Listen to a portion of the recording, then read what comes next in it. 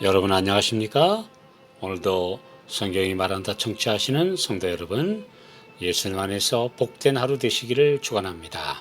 오늘 계시록 연구는 계시록 7장 세 번째 시간인데요.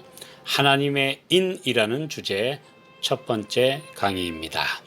계시록 7장 2절 3절 또 봄에 다른 천사가 살아계신 하나님의 인을 가지고 해 돋는 데로부터 올라와서 땅과 바다를 해롭게 할 권세를 얻은 네 천사를 향하여 큰 소리로 외쳐 가로되 우리가 우리 하나님의 종들의 이마에 인치기까지 땅이나 바다나 나무나 해하지 말라 하더라.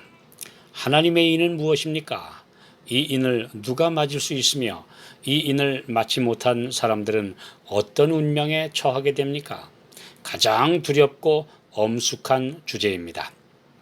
이런 중차대한 문제를 인간의 자의적인 해석으로 단정짓고 이를 사람들에게 마구 전하는 것은 엄청난 문제를 일으키는 것입니다.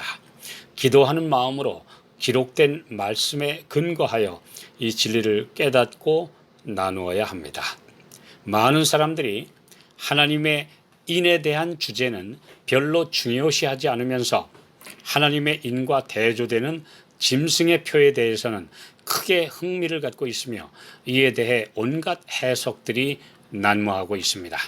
사탄에 대해 연구하는 것보다 먼저 하나님을 더 깊이 알기 위해 말씀을 연구해야 합니다. 거짓과 모조품을 알기 전에 먼저 진품을 알아야 합니다. 하나님의 인을 올바로 이해하게 되면 이와 확실하게 대조되는 짐승의 표도 어렵지 않게 식별할 수 있습니다. 계시록 14장 1절 또 내가 보니 보라 어린 양이 시온산에 섰고 그와 함께 14만 4천이 섰는데 그 이마에 어린 양의 이름과 그 아버지의 이름을 쓴 것이 있도다. 하나님의 인은 이마에 맞습니다. 이 인은 어린 양과 하늘 아버지의 이름이라고 분명히 기록되어 있습니다. 성도들의 이마 곧 지성과 영성이 작동하는 대뇌에 주님의 이름 곧 그분의 품성이 새겨지는 것을 가리키는 말씀입니다. 이 인이 하늘에 들어갈 입장권이 될 것입니다. 계시록 22장 3절 4절 다시 저주가 없으며 하나님과 그 어린 양의 보좌가 그 가운데 있으리니 그의 종들이 그를 섬기며 그의 얼굴을 볼 터이요 그의 이름도 저희 이마에 있으리라. 첫째, 하나님의 인, 곧 그분의 이름은 소속과 신분을 증명합니다. 이사야 44장 5절 혹은 이르기를 나는 여호와께 속하였다 할 것이며 혹은 야곱의 이름으로 자칭할 것이며 혹은 자기가 여호와께 속하였음을 손으로 기록하고 이스라엘의 이름으로 칭호하리라. 너는 내 것이라고 말씀하신 그분의 소유가 된다는 것은 말할 수 없이 고귀한 특권입니다. 주님은 오직 그분만을 나의 주요 나의 왕으로 섬긴 성도들만 그분의 자녀로 인정하실 것입니다. 출애굽기 20장 3절 너는 나 외에는 다른 신을 내게 있게 말지니라. 다른 하나님, 다른 신, 다른 예수를 따르고 다른 영의 지도를 받는 자들을 그분의 소유로 인정하지 않으실 것입니다. 그들이 여호와 하나님을 섬긴다고 주장하지만 실상은 전혀 다른 하나님, 다른 예수를 섬기는 사람들이 많습니다. 자기들의 사상으로 제멋대로 만든 하나님을 섬기고 있기 때문입니다. 성경대로 특히 하나님의 계명대로 그분을 섬기지 않기 때문입니다. 마태복음 7장 22절 23절 그 날에 많은 사람이 나더러 이르되 주여 주여 우리가 주의 이름으로 선지자 노릇하며 주의 이름으로 귀신을 쫓아내며 주의 이름으로 많은 권능을 행치 아니하였나이까 하리니 그때 내가 저희에게 밝히 말하되 내가 너희를 도무지 알지 못하니 불법을 행하는 자들아 내게서 떠나가라 하리라.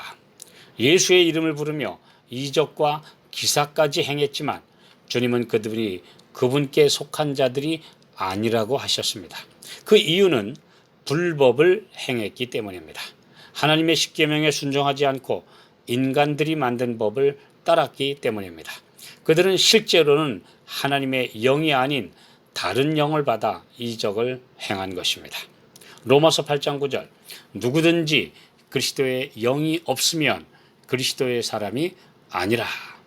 그리스도의 영은 그분의 십자가를 지고 희생과 겸손의 길로 우리를 인도하십니다. 자아를 높이고 부귀명예와 안락과 권세를 가지려고 하는 사람들은 그리스도의 영이 그 안에 없는 자들입니다. 하나님의 분명한 명령, 그 시내산에서 우레소리로 반포하신 십계명을 알면서도 인간의 논리로 수정하고 변개한 자들은 반역자인 사탄을 경배하고 있는 것이며 하나님과 동등하게 되려고 한 사탄의 사주를 받은 것입니다. 이런 자들의 궤변에 속아 인간이 만든 가짜 안식일을 주일로 예배하는 신자들을 속히 바른 길로 돌아서도록 깨우쳐줄 진실한 주의 종들이 필요합니다. 하나님의 말씀에 분명히 기록되어 있는 원칙들에 그것이 구원과 관계가 있느냐, 꼭 그대로 행할 수 있느냐, 이런 토를 다는 것은 사람의 논리입니다. 우리는 말씀에 순종해야 합니다. 우리가 연약하여 못하는 것을 주님은 도와주시지 하지 않으려고 하는 정신까지 주님은 받으시지 않습니다. 인간을 그리스도의 대리자로 따르고 교황이라 받드는 신자들이 13억이나 된다는 것은 너무나 가슴 답답한 현실입니다. 그 교황의 발 아래 모든 종교가 통합하여 하나가 되자고 하는 운동이 이제 거의 완성된 시대입니다. 이 운동에 참여한 교회와 그 교회에 소속된 신자들은 사실상 다른 신을 섬기고 있는 것입니다. 이제 소속을 분명히 해야 할 시점에 이르렀습니다.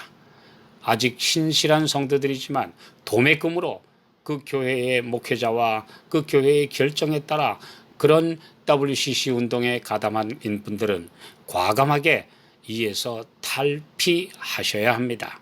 그리고 이제는 주님의 뜻을 따르는 진실한 백성들과 연합할 때가 된 것입니다. 인기 있는 목사와 지도자를 예수님처럼 따르는 수만의 신도들 역시 예수님이 아니라 그 사람들을 작은 교황으로 섬기고 있는 것입니다.